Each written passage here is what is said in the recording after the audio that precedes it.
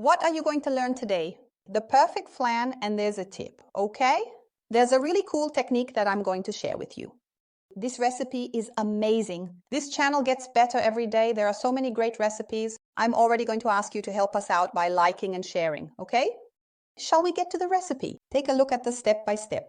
For the syrup, here I have, look, for the caramel sauce that I'm going to make now, okay? So it's 300 grams of refined sugar, 80 milliliters of water, and then, because there are 2 portions of water, I have another 100 milliliters of water here. And at the beginning as well, I'm going to add the juice of half a lemon. I'm going to put the sugar in the pan and the first portion of water, which is 80 milliliters. So just add it in here, guys. You don't even need to stir it, just leave it there. And the lemon goes in here.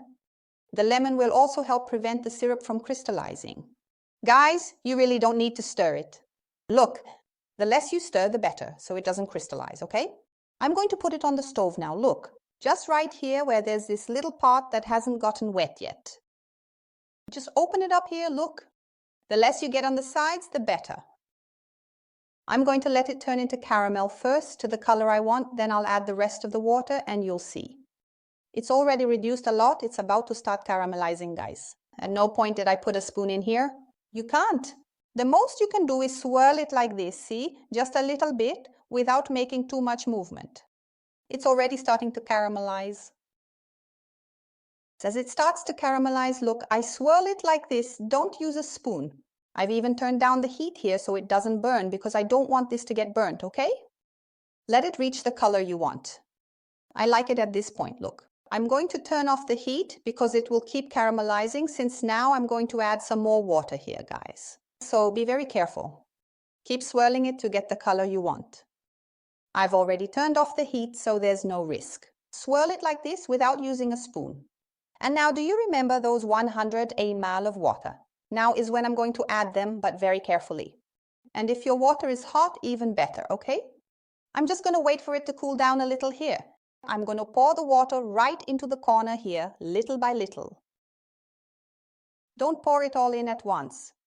And here, look, now it's always in the same spot, guys, see? Just wait a little bit and now you can bring it back to a boil. I'm going to turn the heat back on. Let it boil here now, okay? You can even stir it now. Very slowly, very carefully. I'm going to let it boil here for 5 minutes. And you don't need to reach any specific consistency, just let it boil. Guys, it's ready now. Look at that. It just needs 5 minutes on low heat and it's done. I'm going to take it over to the baking pan now. I'm going to pour the syrup in just like this. And I'm also going to put it in the freezer so it hardens quickly, okay? You don't need to wait for it to cool down, see? Just put it in the fridge or the freezer and it will harden. When I pour the syrup on top, it won't mix. Just while I take the time to whip up the pudding syrup here. For the pudding, I have 300 milliliters of milk, 2 boxes of sweetened condensed milk, 5 eggs, 150 grams of powdered milk, which can be Ninho brand, 1 box of heavy cream, and a little secret here, 20 grams of cornstarch to help stabilize this pudding. Now, just put all the ingredients here in the blender.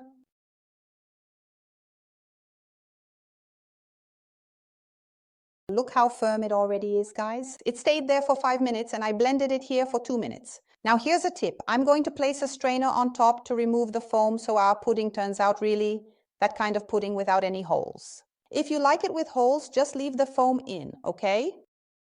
Now I'm going to cover it completely with double layer aluminum foil and bake it in a water bath. I'll show you how right now. Double layer aluminum foil, seal it well. It's already here in the baking pan. I'm only going to add water when it's in the oven because I'll be using hot water, okay? Add about a finger's width of hot water, but only once it's inside the oven. Now I'm going to talk a little bit about the oven. The tip for this recipe is to use this amount of cornstarch because, guys, this will make all the difference and will keep your flan perfectly set. Don't forget that. Guys, it's already baked.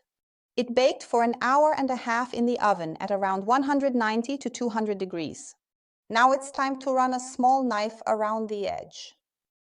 Also do this along the sides, which I already did when I took it out, okay? Do this while it's still hot.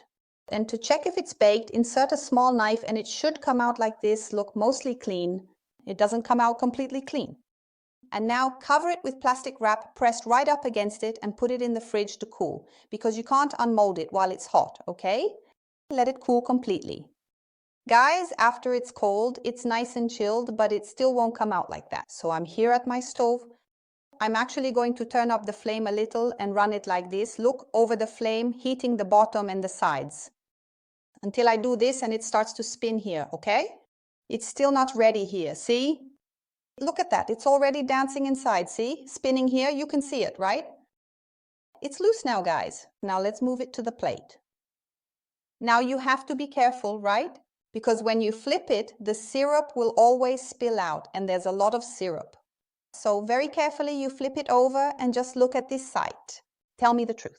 This is the most beautiful flan, guys, that I've ever made because it has an incredible shine. And look, it's also very, very soft. So honestly, it's really worth it. I'm sure this is going to be a huge hit. Take this recipe and make it, okay? Make it because it's wonderful and there's nothing hard about it.